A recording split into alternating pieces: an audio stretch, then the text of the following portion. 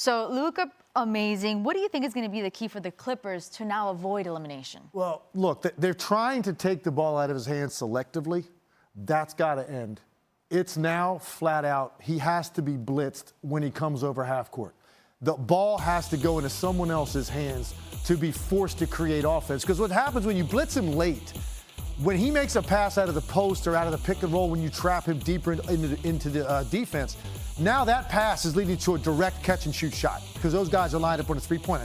If you trap him at half court or much deeper out on the floor, when he gives it up, whoever gets that ball, they're going to now have to go do something with it to create offense. And I just think if Tyronn Lue doesn't do it, if he thinks, because I've got Kawhi Leonard, Paul George, Patrick Beverley, I've got these elite-level defenders, I'm going to play him straight up as much as they did in the last game. I guarantee you on Saturday morning when Tyronn Lue is playing golf, he's going to look down and he's going to see Luka Doncic's face on the golf ball because he's going to have PTSD from Luka Doncic. He's going to wake up with a cold sweat saying Luka Doncic's name.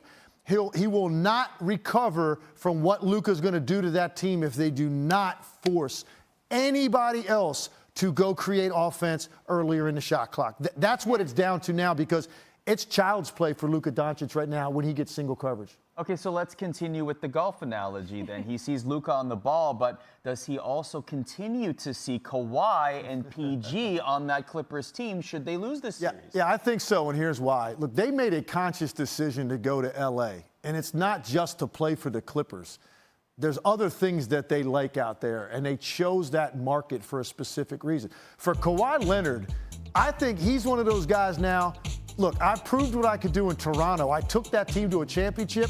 I'm good. I'm never going to get questioned again of whether I can do that and get somebody across the finish line. For Paul George, I think he selected Kawhi Leonard to play with and that market specifically. So, yes, they've come up short a couple of years in a row. I do not think this is the end of Kawhi Leonard and Paul George together. I think they are going to look at other areas of their roster that probably need to be shored up to give them a better chance in a really, really difficult Western Conference now that you've got teams like Utah and Phoenix even in the mix at the top with these other teams like the Lakers, who you know are coming back. You've got Denver out there. Portland's always tough. Dallas is emerging.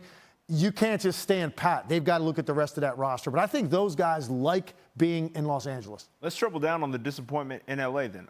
Lakers eliminated as well.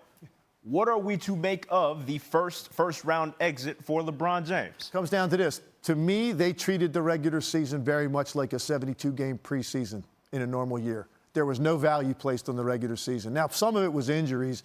When you have LeBron and AD miss that much time collectively, it's tough to find your footing. But I really believe in the back of their mind, they thought all along, we're good. We got two of the best 5 players in the NBA. It doesn't really matter where we finish in the standings. That came back to bite them because I just never thought the mentality of desperation kicked in. And look, sometimes it's hard to create desperation when you just won a championship. I always compare it to the house cat and the alley cat. They were a house cat coming out of the championship year. They're getting a nice saucer of milk. They got a fire to sleep in front of. They're getting their belly rubbed. They got thrown into the alley. And you know what? The streets have changed out there. It's a rougher block. And they got it handed to them. And that's really, to me, what the mentality was like for that team this year. You can't create hunger. It's either there or it isn't. And winning a championship, I think, took a little bit of that away. And then the injuries finally caught up to them. And the West is better maybe than they anticipated, even with that kind of talent. You're going to see LeBron come back and be laser focused next year. But they've got to treat the regular season like it matters. You can't come from the 7th seed in the West and expect to make a run to the finals. There you have it. Tim Legler with what you need to know. Tim, as always, appreciate the insight. Let's go around the association. Arda, take it away. I shall take it away between the Aces and Liberty. My word is grand opening, grand closing. Yes, that's 4 words. Big game for the Aces. Aces outscored New York 30-16 in the first quarter, then ended the game on a 14-3 run. Start strong, finish strong. By the way, speaking of strong, A'ja Wilson, 30 points. Second time she's done that in her career. Shout out to them K's. And shout out to Arda for using a hove line. Sky Mercury. Quick little phrase for you. A quick flight that Brittney Griner caught in the overtime win for Phoenix. This one was a lot closer than the other Phoenix team that was playing last night. That is irrelevant. 2 dunks on the year for Brittney Griner. Go ahead, girl. I got Fever and Sparks in a balanced attack. Here's why. 5 of the 8 players who logged minutes for the Sparks scored at least 13 points on their way to a 35-point victory over the Fever. Kristi Toliver led Los Angeles with 22 points. Thanks for watching ESPN on YouTube. For live streaming sports and premium content, subscribe to ESPN+.